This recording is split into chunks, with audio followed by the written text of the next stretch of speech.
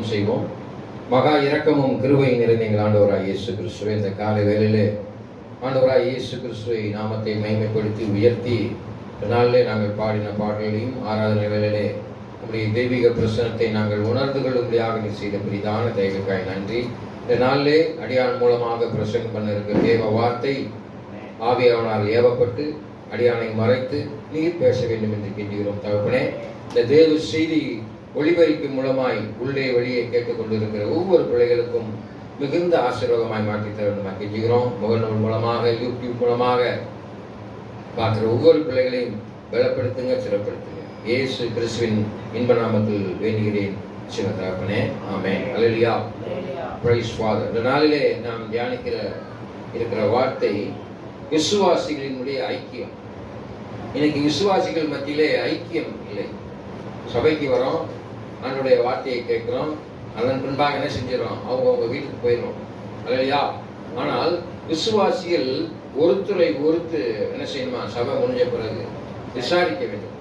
விசாரித்து என்ன செய்யணும், அவர்களுக்காக நீங்க என்ன செய்யணும், ஜெபம் செய்ய வேண்டும். நிறை குறைகள் இருந்தால் அவர்களுக்காக நம்ம என்ன செய்யலாம், ஜெபம் செய்ய வேண்டும். அல்லையா? அல்லையா? அதுதான் சொல்லியிருக்கு, பரிசுத்தவான்களாய் கூடி உள்ளான மனுஷனை பலப்பெற்று வேறொன்றி நிலை பெற்றவர்களாய் முழங்கால் படியிட்டு என்ன செய்யணும், ஆண்டவர் சமூகத்தில் செவிக்க வேண்டும் சொல்லியிருக்கு. உங்க கூட இருக்கிறவங்களுக்காக சபையானது அவயமாக இருக்கிறது. அல்லேலூயா. இயேசு கிறிஸ்து சபைக்கு என்னவா இருக்கிறாரா, தலையாக இருக்கிறார். நாமெல்லாம் அவயமாக இருக்கிறோம். அப்ப கண்ணு, மூக்கு, காது, வாய் எல்லாம் சேர்ந்து இயங்கினாதான் என்ன செய்ய முடியும், ஒரு சரீரம் இயங்க முடியும்.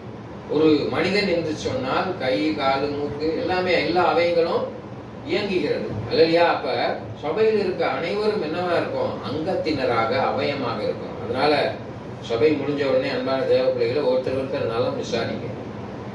அல்லையா? விசாரிச்சு அவருடைய தேவைகளுக்காக சந்தித்து ஜெபம் பண்ணலாம். நீங்க பொருளாதார தேவைகளை நம்ம செய்ய முடியலாட்டினாலும் கூட ஜெபத்தின் மூலமாக அவங்க தாங்கலாம். ஜெபமே ஜெயம் என்று சொல்லியிருக்காரு. இல்லையா? அதான் சொல்லியிருக்கீங்க, விசுவாசிகள் ஐக்கியம் சபை கூடுகையும் என்று சொல்லியிருக்கு. சபை எதுக்கு கூடுறோம், விசுவாசிகள் ஏன் ஐக்கியமா இருக்கணும்னு சொல்லி அங்கே சொல்லியிருக்கு. இதுல முக்கியமான காரியம் என்னவென்று பார்த்தீங்கன்னா, திரிய இயேசு தேவனுடைய ஐக்கியம், திரியக இயேசுடைய ஐக்கியம் என்று சொல்லி பிதா, குமாரன், பரிசுத்த ஆவியினுடைய ஐக்கியம் மிகவும் அவசியம் என்று சொல்லப்பட்டிருக்கு. என்ன அவசியம் அப்படின்னு பார்த்தீங்கன்னா, அங்கே நாம் வாசி பார்க்கிறோம். 2 கொரிந்தியர் புத்தகம் 13ஆம் அதிகாரம் 14 வசனத்தை வாசி பார்க்கிறோம். 2 கொரிந்தியர் புத்தகம் 13ஆம் அதிகாரம் 14 வசனத்தை வாசிப்போம். அல்லேலூயா. இதோ உங்களிடத்திற்கு 3ஆம் தரம் வர ஆயத்தமாயிருக்கிறேன்.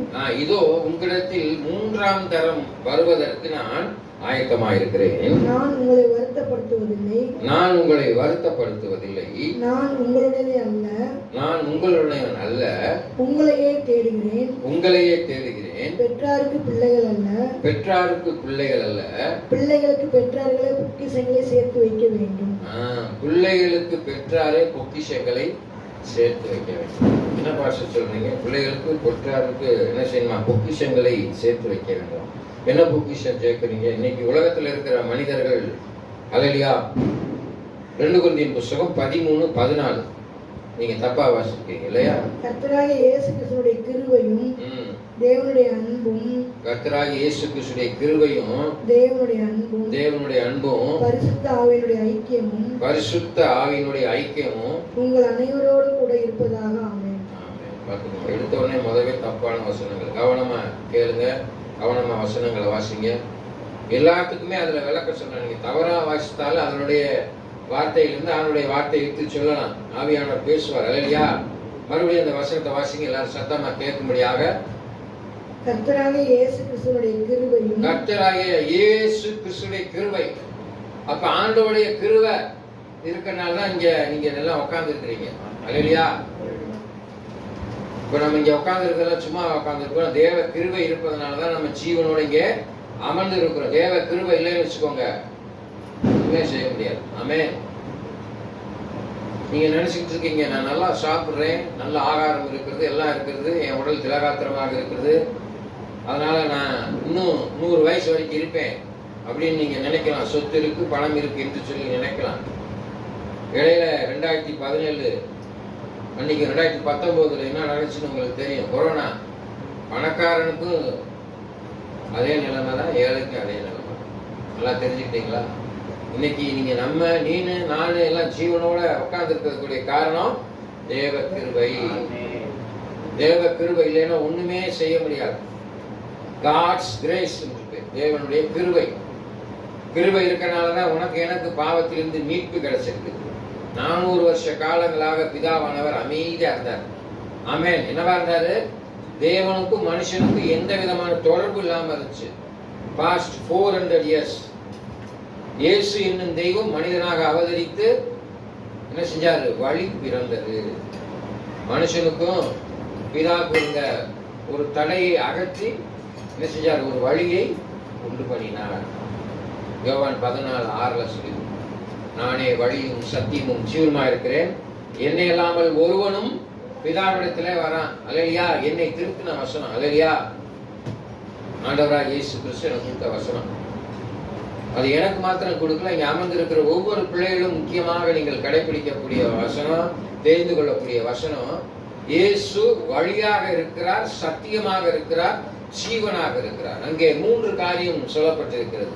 வழி. உன் வாழ்க்கையிலே நீ எந்த வழியை நோக்கி செல்கிறாய்? நல்லா சிந்தித்து பாருங்க. பாவத்தின் வழியிலா அல்லது வெளிச்சத்தின் வழியிலா? பரிசுத்தமான வழியில நீ நடக்கிறாயா? அசுத்தமான வழியில நீ நடக்கிறாயா? வெளிச்சத்துல நடக்கிறாயா? இருட்டுல நடக்கிறாயா? அல்லேலூயா. ஆமென். அன்பான தேவ பிள்ளைகளே, அடுத்ததாக சொல்லியிருக்கு சத்தியம். சத்தியம் என்பது ஆண்டவருடைய வார்த்தையை குறிக்கிறது.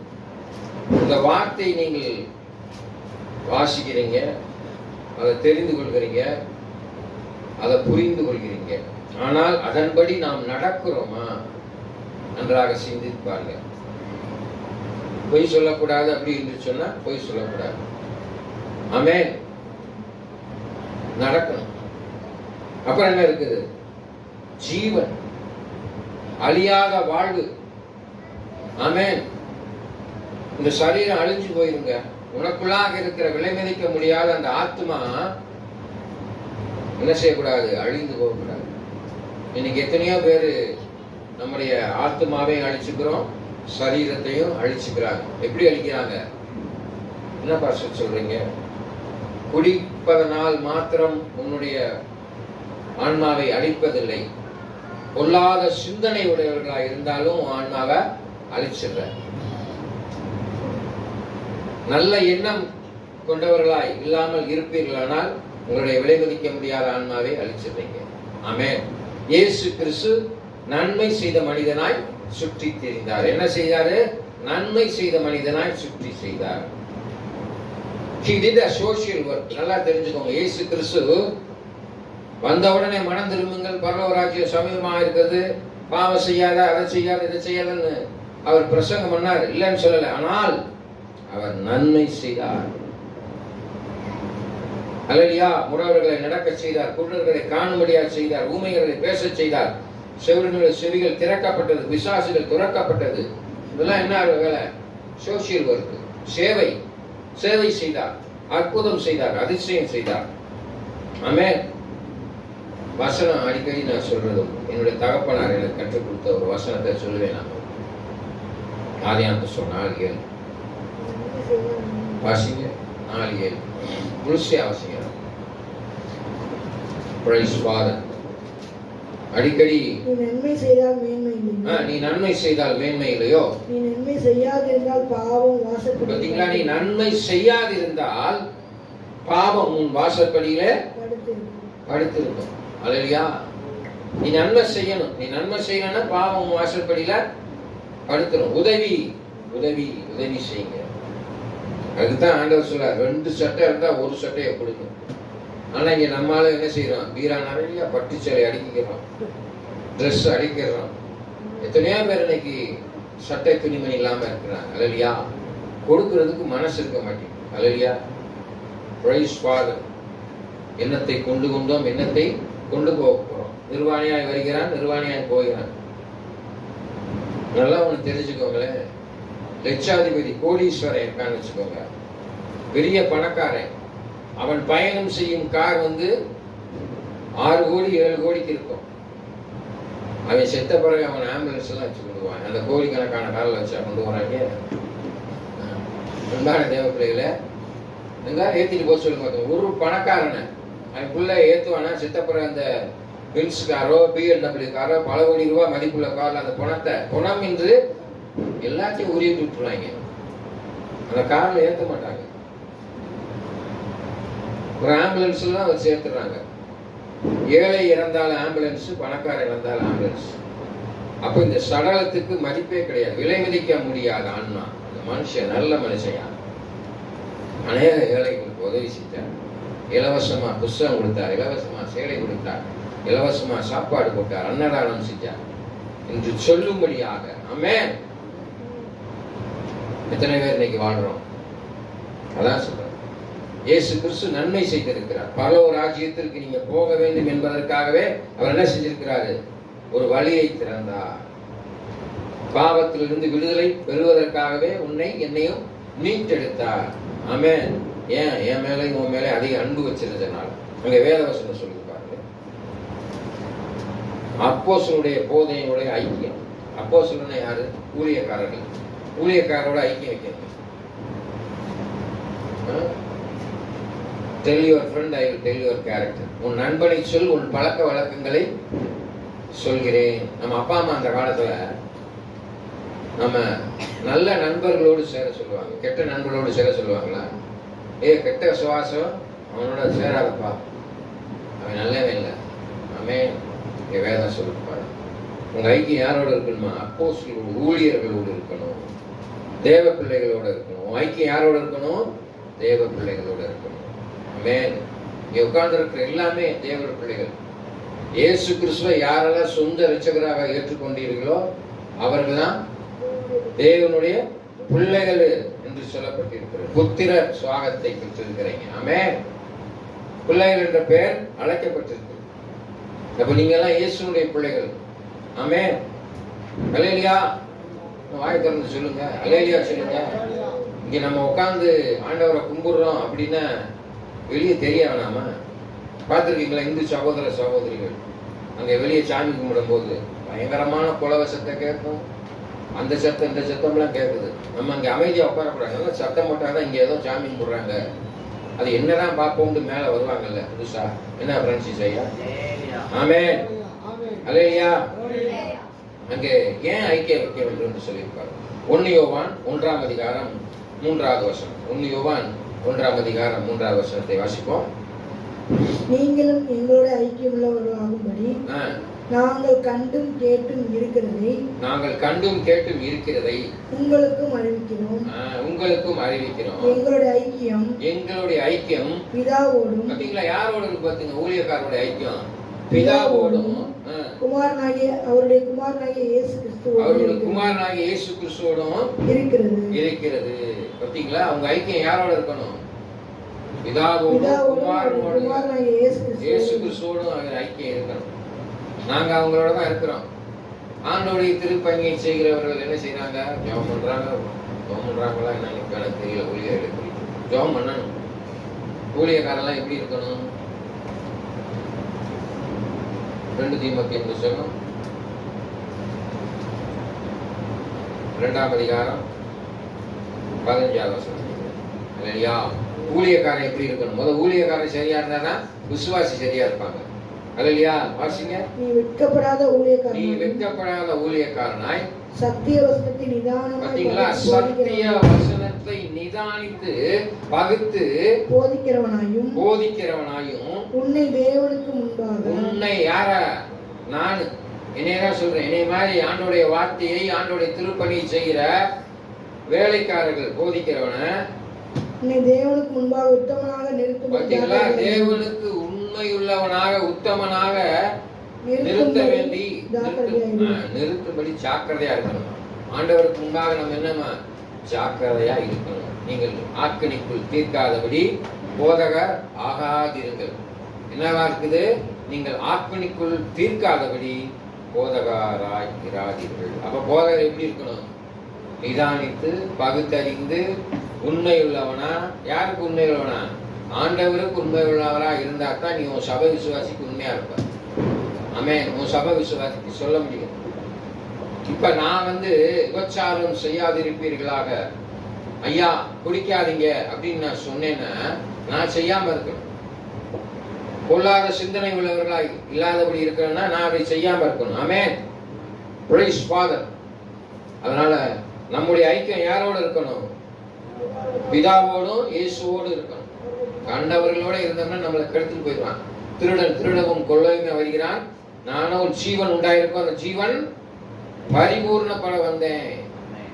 ஆமென். யோவான் 10ஆம் அதிகாரம் 10ஆவது வசனம். அல்லேலூயா. Praise father. திருடன் உங்களுடைய விலைமதிக்க முடியாத அந்த ஆத்துமாவை திருடி சென்றுவான். எப்படி திருடி செல்வான்?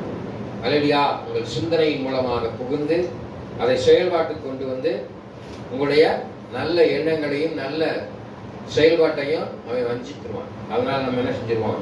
நரகத்துக்கு தான் போவோம், பாதாளத்துக்கு தான் போவோம். போகாதபடி நம்முடைய ஐக்கியம் பிதாவோடும் தேவனோடும். அதான் வேதவசனத்துல சொல்லி, இரவும் பகலும் வேதத்துல தியானமா இருக்கிற மனுஷன் பாக்கியவான். இரவும் பகலும் வேதத்திலே, கர்த்தருடைய வேதத்திலே தியானமா இருக்கிற மனுஷன் பாக்கியவான். பைபிளை வாசித்தால் மாத்திரம் போதாது, நீங்க அதை என்ன செய்யணும்? தியானித்து அதன்படி நடைமுறைப்படுத்த வேண்டும். நீ கிறிஸ்தவன் சொன்னா உன்னுடைய வாழ்க்கையில நீ கிறிஸ்தவத்தை நடைமுறைப்படுத்தணும். பிரசங்கத்தில் நான் சொல்லியிருக்கேன், ஏற்கனவே முன்னால சொல்லியிருக்கிறேன். ஒரு சாமியார் இருக்கிறான்னு சொன்னா அந்த சாமியார் என்ன செய்வார்? மணி அடித்து ஸ்லோகம் சொல்லி அந்த தெய்வத்தை கும்பிடுகிறார். எத்தனை பேர் நம்ம கிறிஸ்தவத்தை நடைமுறைப்படுத்துகிறோம்? அதான் அந்த 3 பேதுரு 2 பேதுரு இல்ல 3 பேதுரு 2 பேதுருவா உள்ளான மனுஷன் நிலை பெற்று எபேசியர் புத்தகத்துல இருக்குது. அல்லேலூயா. எபேசியர் புத்தகம் 3ஆம் அதிகாரம் 15 இருந்து 19 வரைக்கும் உங்க வீடுகளில் சென்று வாசித்து பாருங்க. அல்லேலூயா. அங்கே ஆவியினாலே உள்ளான மனுஷனில் வல்லமையாய் பலப்படவும் விசுவாசத்தினாலே கிறிஸ்து உங்கள் இருதயங்களில் வாசமாய் இருக்கவும் நீங்கள் அன்பிலே வேரூன்றி நிலை பெற்றவர்களாகி சகல பரிசுத்தவான்களோடு பாத்தீங்களா? யாரோட கூடணுமா? சகல பரிசுத்தவான்களோடு கூடி கிறிஸ்துவுடைய அன்பின் அகலமும் நீளமும் ஆழமும் கிறிஸ்துவுடைய அன்பினுடைய நீளம் அகலம் ஆழம் என்னதென்று உணர்ந்து அறிவு கெட்டாத அந்த அன்பை அறிந்து கொள்ள வல்லவர்களாகவும் தேவனுடைய சகல பரிபூர்ணத்தால் நீங்க வல்லவர்களான தேவனுடைய சகல பரிபூர்ணத்தாலும் நிறையப்படவும் அவர் தமது மகிமையினுடைய ஐஸ்வர்யத்தின்படியே மகிமையுடைய ஐஸ்வர்யம் உங்களுக்கு அனுக்கிரகம் பண்ண வேண்டும் என்று வேண்டிக் கொள்ளுங்கள். ஒவ்வொரு நாள் நீங்க கேட்கணும். மகிமையின் ஐஸ்வர்யம் தான் உங்களை மேல கொண்டு போகும். அல்லேலூயா. அது மாத்திரமல்ல, ரட்சிப்பின் ஐக்கியம். பிலிப்பியர் புத்தகம் 1ஆம் அதிகாரம் 7ஆவது வசனம் நிறைய இருக்குது. என் கட்டுகளிலும் நான் சுவிசேஷத்துக்காக உத்தரவு சொல்லி நான் சுவிசேஷத்துக்காக உத்தரவு சொல்லி அதை திடப்படுத்தி வருகிறதிலும் நீங்கள் அனைவரும் எனக்கு அளிக்கப்பட்ட கிருபையில் பங்குள்ளவர்களானதால் உங்களை என் இருதயத்தில் தரித்துக் கொண்டிருக்கிறபடியினாலே உங்கள் எல்லாரையும் குறித்து நான் இப்படி நினைக்கிறது எனக்கு தகுதியா இருக்கிறது. பவுல் சொல்றார். இருதயத்துல நினைச்சுட்டு இருக்கவர் யாரு? ஆமென். ஆனா நம்ம இதயத்துல என்னென்னமோ நினைச்சுட்டு இருக்கோம். இதயத்துல நம்மளதான் நினைக்கிறோம். ஆமென். இருதயத்தின் நிறைவு வாய் பேசும். இருதயத்துல என்ன நினைக்கிறியோ அது வாய் வழியா வந்துடும். ஆமென். அல்லேலூயா. அதனாலதான் சொல்லுது, இருதயத்திலே சுத்தமுள்ளவர்கள் பாக்கியவான்கள். யார் தரிசிப்பாங்க? தேவனை தரிசிப்பார்கள். எப்படியா நாங்க இதயத்தை சுத்தமா வச்சுக்கிறது? ஆமென். என்ன நாங்க முயற்சி பண்ணாலும் ஃபாஸ்டிங் இருந்து இது பண்ணாலும் என் இருதயம் சுத்தமா இருக்க மாட்டேங்குது. அடுத்த நிமிஷம் அழுக்காயிடுதே. வேதவசனம் சொல்லும், கண்ணானது சரீரத்தின் விளக்காய் இருக்கிறது. உன் கண் வெளிச்சமாயிருந்தால் உன் சரீரம் முழுவதும் வெளிச்சமாயிருக்கும்.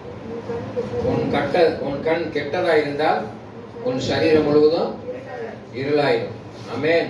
லூக்கா புத்தகம் 34. கண்ணில் இருந்த உத்திரத்தை உணராமல் அது கிடையாது. லூக்காவின் புஸ்தகம் 34:11 இருந்து வாசிங்க. 11 தான் நினைக்கிறேன். ஆமா. லூக்கா 34 எடுங்க. 34 கிடையாது. இல்லையா? திரும்ப வரேன். 13 கண்ணீருக்கு உதிரத்தை எடுத்து போட்டு அது இல்ல 13 பாருங்க. லூக்கா 13ஆம் அதிகாரம்.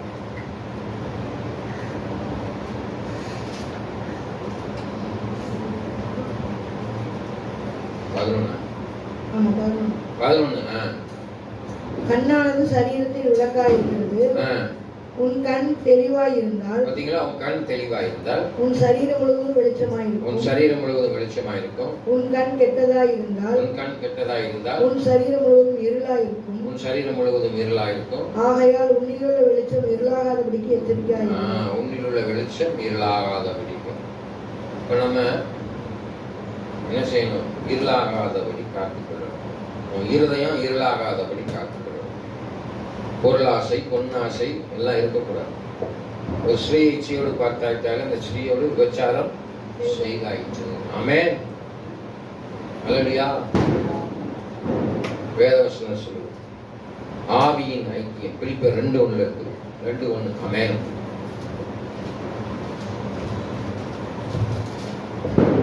ஆதலால் கிறிஸ்துவுக்குள் யாதொரு ஆறுதலும், அன்பினாலே யாதொரு தேறுதலும், ஆவியின் யாதொரு ஐக்கியமும், யாதொரு உருக்கமான பட்சமும் இரக்கங்களும் உண்டானால். இரக்கமும் உண்டானால். இறுதியா என்ன சொல்லியிருக்கார்? இரக்கம். அல்லேலூயா. இரக்கம் உள்ளவர்கள் பேர் பெற்றோர் அப்படின்னு சொல்லுவாங்க. ஆமையா? அப்படிதானே? இரக்கம் இல்லாத மனுஷன் என்ன சொல்லுவாங்க? நல்ல சமாரியன் கதை சரிங்க. நம்மளுக்கு ஒருத்தன் அடிபட்டு கிடந்தா அங்கே காயம் கட்டிட்டு போறதுக்கு யாரும் இல்லை. எல்லாரும் பார்த்துட்டு போயிட்டாங்க. ஆனால் நல்ல சமாரியன் காயத்தை கட்டி அவனுக்கு பணத்தையும் கொடுத்து சத்திரத்தில் அவனை சேர்த்து விட்டு திரும்பி வரப்போ அவனை பார்க்கணும் சொல்றான். ஆமென். இங்கே ஆக்சிடென்ட் ஆகி கீழே கிடந்தா அவன் பக்கத்தில் போய் செல்ஃபி தான் எடுக்கிறாங்க, ஃபோட்டோ எடுக்கிறாங்க. ட்ரெண்டிங். பாவம், அவன் உயிர் போராடிக்கிட்டு இருப்ப அவன் போய் நின்று செல்ஃபி எடுத்து வச்சுக்கிறான். விபத்து எப்படி நடந்துச்சு அது இதுன்னு அவனை தூக்கி ஒரு ஆம்புலன்ஸை விட்டு அவன் உயிரை பாதுகாக்கிறதுக்கு முன்வரதற்கு ஆள் இல்லை. ஆமென். அப்படி மாறிடுச்சு கொள்ளாத காரியம். ஆமென். அல்லேலூயா. எல்லாரும் அந்த மாதிரி செய்யறது இல்லை, ஒரு சிலர் தான் அப்படி. சரி, கலாத்தியர் 6ஆம் அதிகாரம் 6ஆம் வசனத்தை வாசித்து முடிச்சு. மேலும் திருவசனத்தில் உபதேசிக்கப்படுகிறவன் மேலும் திருவசனத்தை உபதேசிக்கிறவனுக்கு சகல நன்மைகளையும் பகிர்ந்து கொடுக்க கடவன். உபதேசிக்கிறவனுக்கு சகல நன்மையும் பகிர்ந்து கொடுக்கப்படும். என்ன கொடுக்கப்படுமா? பகிர்ந்து கொடுக்கப்படும். சகல நன்மையும் பகிர்ந்து கொடுக்கப்படும். அதுதான் ராஜரீக பிரமாணமாகிய உன்னை போல் பிறனை நேசி. நீ அடுத்தவன் நான் மாத்திரம் பரலோகத்துக்கு போகணும்னு நினைக்கக்கூடாது. நீனும் அடுத்த ஆளுங்க பரலோகத்துக்கு போகணும்னு நினைக்கணும். ஆமென். அல்லேலூயா. சரி, கண்களை மூடி ஜெபம் செய்வோம். மகா இரக்கமும் கிருபை நிறைந்த எங்கள் ஆண்டவராகிய இயேசு கிறிஸ்துவே, இந்த கால வேளையில் நம்முடைய வார்த்தையை கேட்டோம் கர்த்தாவே. விசுவாசிகளினுடைய ஐக்கியமும் சபை கூடுதலும் குறித்து ஒரு சில வார்த்தைகளை நாங்கள் தியானித்து வந்தோம். தேவனோடு ஐக்கியம், இயேசுவோடு ஐக்கியம், பரிசுத்தவான்களாய் கூடிய ஐக்கியம், ரட்சிப்பின் ஐக்கியம், சேனைகளின் ஐக்கியம், ஆவியில் ஐக்கியம், அது மாத்திரமல்ல பொருள்களையும் பொருள்களையும் கொடுத்து உதவி செய்வதிலையும் ஐக்கியம் உள்ளவர்களாய் நாங்கள் காண முடியாது. உதவி செய்ய அநேகருக்கு உதவி செய்யக்கூடியவர்களாய் இங்கே வந்திருக்கிற பிள்ளைகளை மாற்றி போடுங்க தகப்பனே. நன்மை செய்யக்கூடியவர்களாய், நீ நன்மை செய்தால் மேன்மை இல்லையோ, நீ நன்மை செய்யாமல் வாசற்படியிலே பாவம் படுத்து கிடக்குன்னு சொல்லியிருக்கிறீங்க. ஆண்டவரே, நாங்கள் நன்மை செய்யக்கூடிய பிள்ளைகளாய், இயேசுவை போல அநேகருக்கு ஆசீர்வாதமான பிள்ளைகளாக இருக்கும்படியாக உதவி செய்யுங்க.